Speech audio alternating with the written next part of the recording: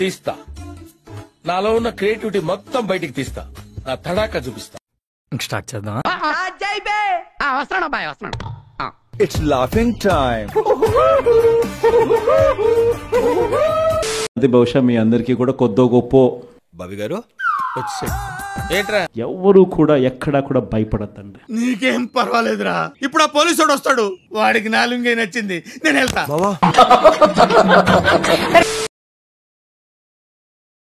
ఏమున్నా గాని ఢీకొందాం. అంత సీన్ ఉందండి. మీ అందరికీ పార్టీ తోడుగా ఉంటుంది.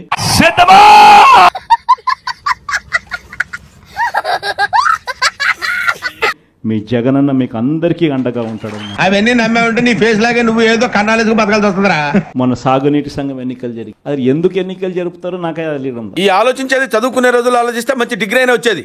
అందుకే ఎడ్యుకేషన్ నెగ్లెక్ట్ చేయకూడదు అంటారు. నాకేం తెలీదు, బాగా తింటాను, తిరుగుతాను, అంతే.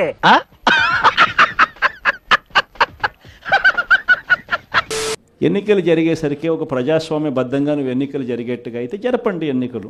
ఒక్కసారి ఆ ఫోన్ నీ మొహానికి ఎదురుగా పెట్టుకో. ఏం బ్రదర్? పెట్టుకో చెప్తాను. ఓకే.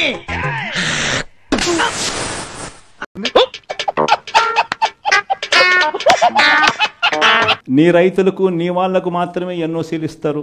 నీలాంటి యూజ్లెస్ ఫెలో తప్ప ఎవడు అలాంటి మాట అండు. నో డ్యూ సర్టిఫికెట్లు ఇస్తారు.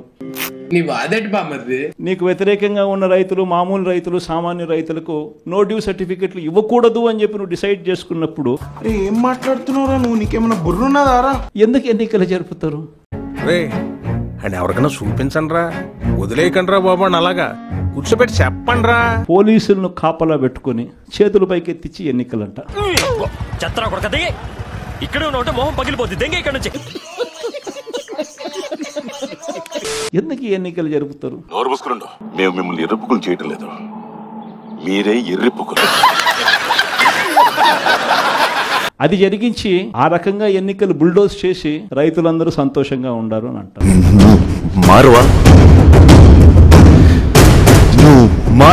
నిజంగా రైతులు సంతోషంగా ఉండారా లేదా అన్నది తెలియాలి అని అంటే మాకు తెలియదు సార్, మీరు దేశ ముదురు కాబట్టి చెప్పండి. మీరు ముదురు కదా, మీరు అందరు నాకుతుంటారు కదా.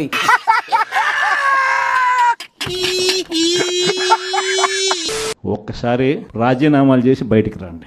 సారీ అండి, లేదు, నో ఛాన్స్. అప్పుడు అర్థం అవుతుంది రైతులు సంతోషంగా ఉన్నారా, రైతులు సంతోషంగా లేరా. బాబో బయలుదేరు, ఇంటికెళ్ళి ఏసి చేసుకుని పడుకో. వెళ్ళు. పెట్టుబడి సహాయం 20,000 ఏమైందని చెప్పి రైతులు అడుగుతా ఉండేది అర్థమైంది. చెప్పుతో కొడతా తప్పుడు. ఉచిత పంటల బీమా ఏమైందని రైతులు అడుగుతా ఉండేది అర్థమవుతుంది.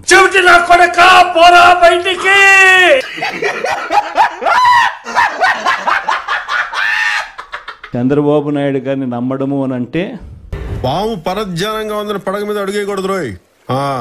చంద్రముఖిని నిద్ర లేపడమే అని చెప్పి నేను అన్న మాటలు.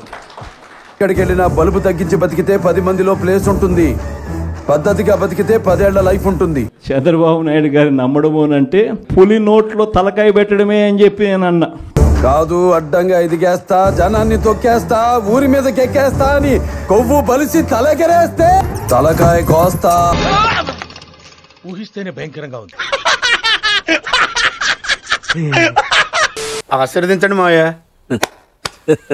ఇప్పుడు ఓట్లేసింది ఎవరు? తెలంగాణ వాళ్ళు. సీఎం అయింది అక్కడ తెలంగాణలో. కరెంట్ తీసి ఎక్కడ తీయాలి? తెలంగాణలో. కానీ ఆంధ్రలో కూడా కరెంట్ తీస్తున్నారు. ఎక్కడో కొడుతుంది సీనా. ఈ మధ్య ఫ్యాన్ ఆగిపోయింది అక్కడ.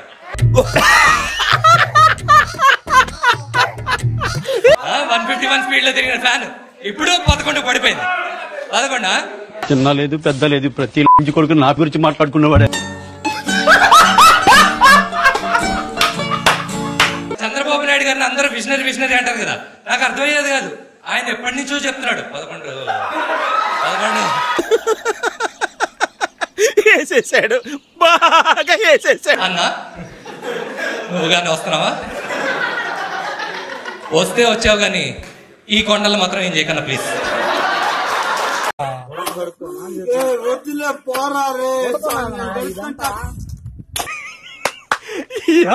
ఏం ఫీల్ ఉండదు మామయ్య. లెజెండరీ రిషికొండ ప్యాలెస్ డెవలప్మెంట్ జరగలేదంటారు, అంత డెవలప్మెంట్ జరిగితే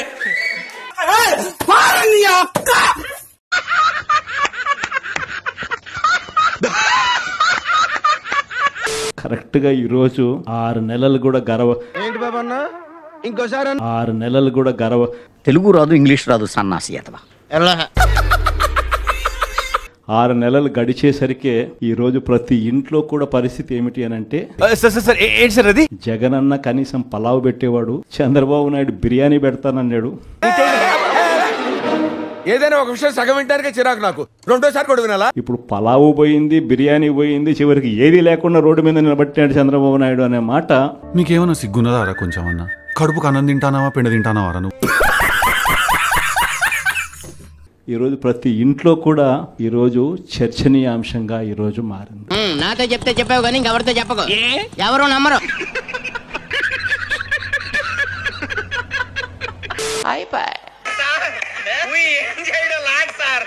ఈ కార్యక్రమం ఇంతటితో సమాప్తం. రేపు ఇదే అలవాసులపై మళ్ళీ కలుసుకుందాం. అంతవరకు సెలవా మరి. నా ఛానల్ పేరు గుర్తుందిగా, ప్లీజ్ లైక్ షేర్